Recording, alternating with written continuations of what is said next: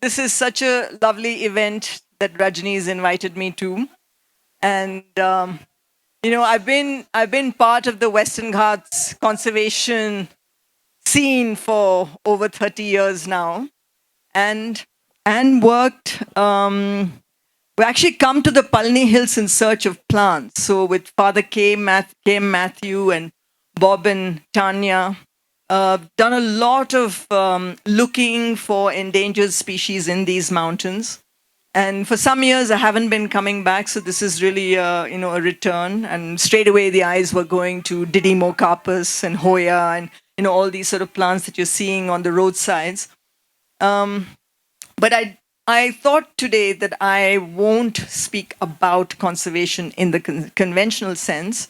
I would like to issue straight away an invitation to my place, to where I live and work, and invite each and every one of you to come for a long conversation, heart to heart, and we have to build a course of action. And I think that's what Rajni and others want.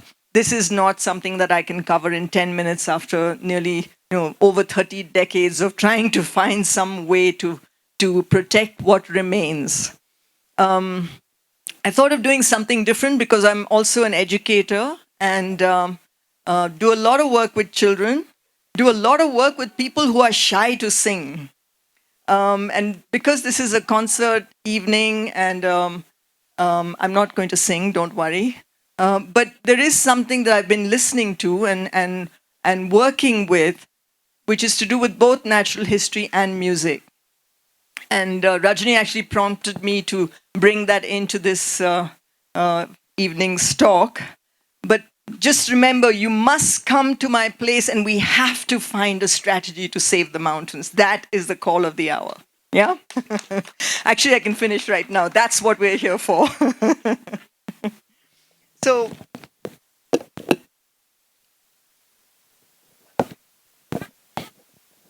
for many years, I've been training my voice with non-human neighbors and opening my ears and vocal cords during practice. In other words, I vocalize in the company of elephants, tree frogs, cicadas, dogs, langurs, hill miners, to name a few.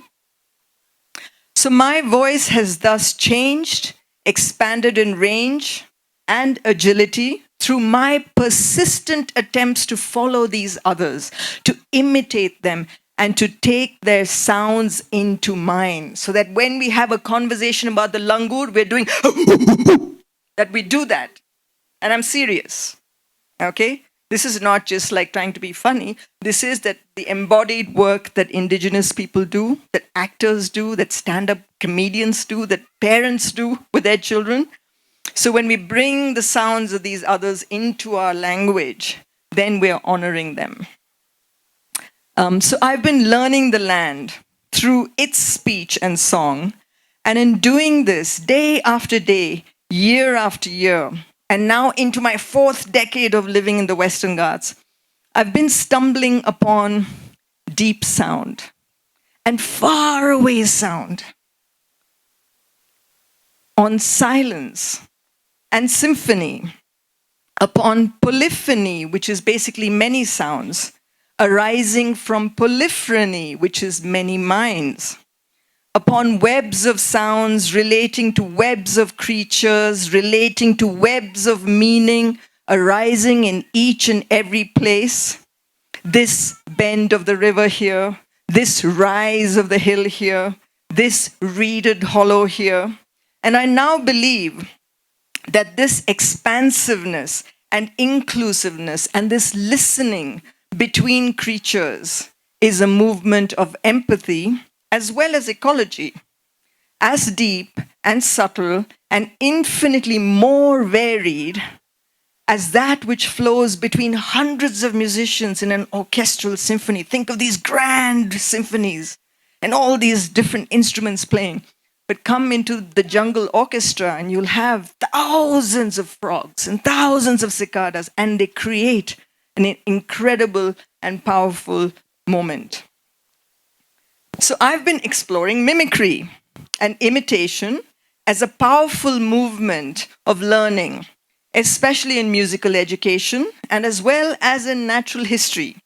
For the fact is that both are rooted in acute oral and as well as behavioral observation that is translated through the body and thence the emotions, rising to a fine comprehension and bonding between creatures.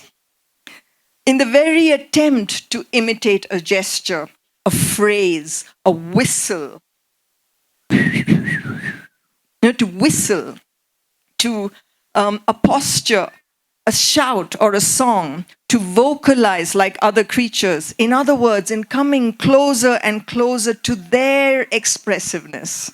Now soft, now impassioned, now alarmed, now loving. I now have a faint sense of what it could be to be like them, to be them. For mimicry, as actors, musicians, children, indigenous people, hunters, anyone in an intimate relationship with a friend, a family member, all know is this unconscious or conscious stepping into another's skin and being that person for that time, making it possible to almost experience their experience and to share their perspective and to walk their walk and to talk their talk. And if you're like me, to hoot their hoot.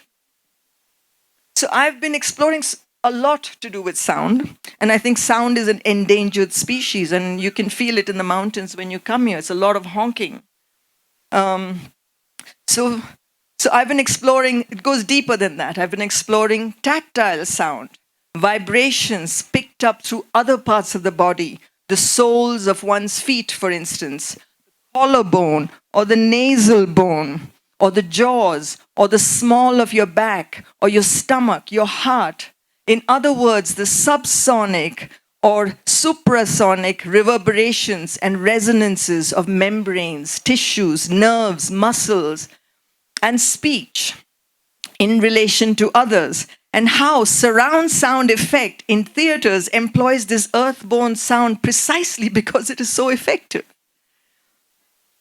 So I've been longing to tell people about the sounds of trees, the songs of trees. Sometimes I'm sure that the trees are singing, that sap sings as it flows, that leaves sing as they unfurl, that roots sing as they reach for water, and flowers sing as they are pollinated, and that the whole forest sings with the rain and the sun and the winds that blow. I've been quizzing friends, all my funky natural history friends, the experts in birds and frogs and so on, about phrases in bird and cricket and frog speech. Are they not many more than the crudely few categories described in natural history field guides? Is frog language not complex and rich with meaning and full of purpose and detail, resonant with emotion, superbly suited to the needs of frogs, transmittable to frog youngsters, not only through genes, but perhaps through memes, through mimicry and practice, complete with its own frog syntax and lexicon. After long years of listening, watching, and participating, can you do the...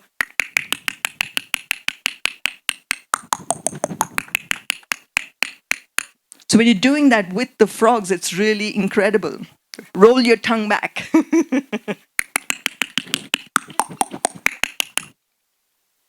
So after long years of listening and watching and participating, I believe we have dumbed down all these others because we have been taught that they are lesser or simpler or more backward and primitive than Homo sapiens, and that language is the sole prerogative of humans. And because this is a Sky Islands launch, I want to speak about language.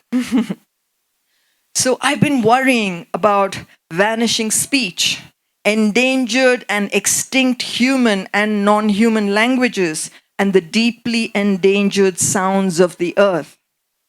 A chance visit many years ago to an exhibition called homelands in Bangalore revealed to me the sheer ineptitude of my own ears in hearing phrases in other human languages, reminding me also that we have these play with homophones in our own language. We make up all sorts of riddles in our own languages, right? It's ta ta ta ta ta ta, you know, whatever, different languages, different wordplay. What sounds like the same syllables repeated and the same phrases turned out in that exhibition to be a complex story with names, tenses, events, encounters, and dialogues. So tonality, context, and the all-important speaking, gesturing body, and the fine awareness of pitch. A lot of tonal languages have absolute pitch. So they render layers of meaning impossible to capture through words alone.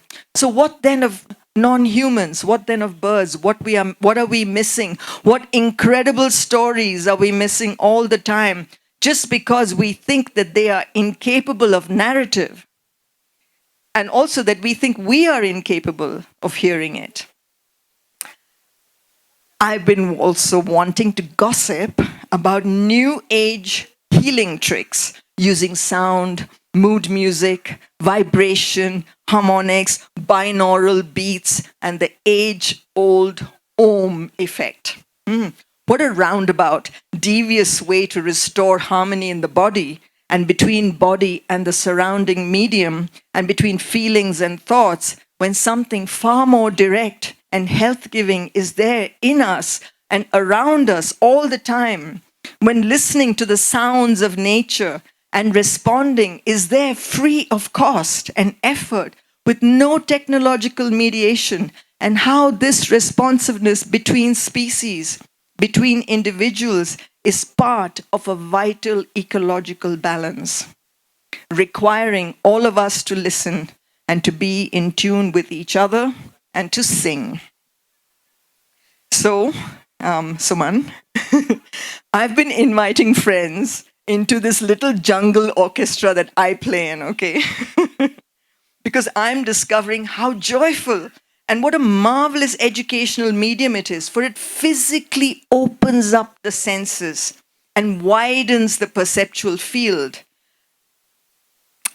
It gives primacy to the ears, and better still, it creates this chord of attention to evoke empathy in a circle of young people sitting together, listening, chorusing, creating, softly beating, murmuring, singing into the sounds and songs of the forest.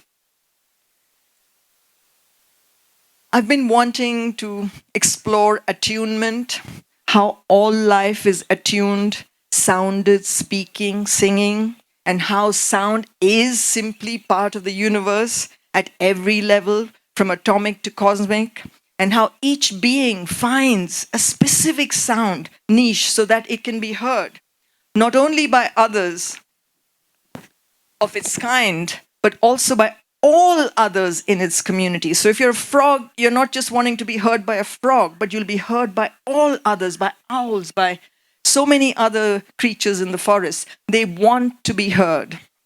And how this sounding, this singing is a form of comprehension, keeping all alive.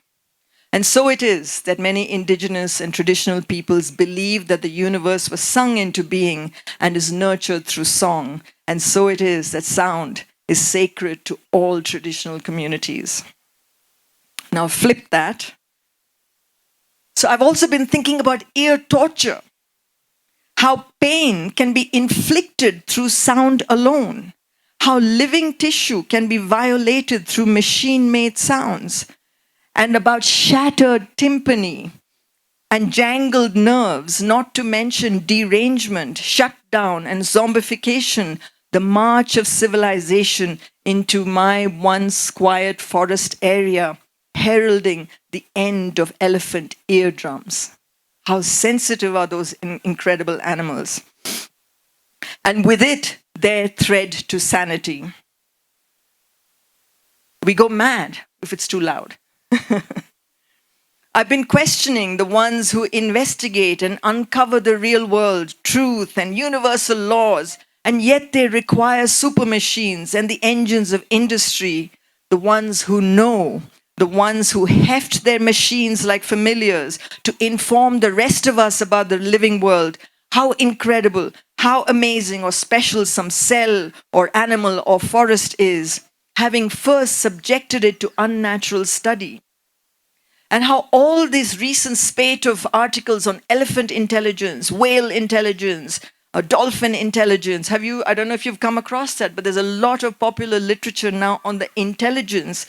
It first started with women are intelligent, then it went to the brown people are intelligent, then the black people are, then it went to the whales, and went to the chimpanzees, and now finally slime mold has intelligence and it can map the universe.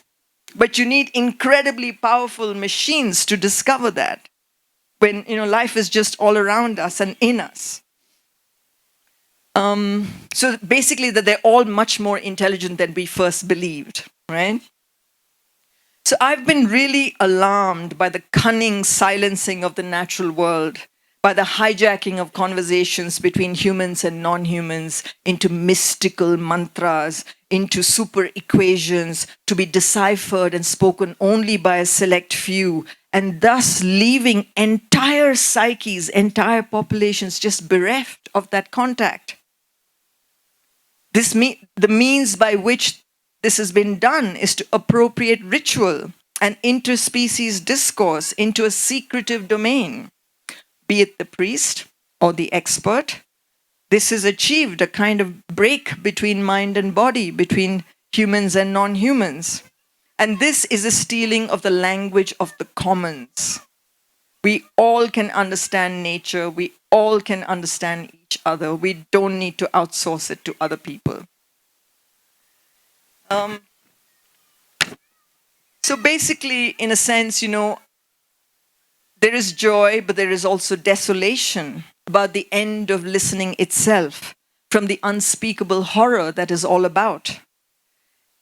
So can we dive deeply into the body of the world, our own limbs spiked by the pain of others, our own senses joy and made joyous by the beauty of others? For when you start to listen, your ears refuse to close. So it is simply not true that we have no voice. It is just that there is a relentless silencing, the all-powerful arm of hubris, flattening ancient and sustaining bonds of community and conviviality between humans and non-humans, between us all and the great singing, speaking planet, our only home. Is this our destiny? Thank you, Rajni.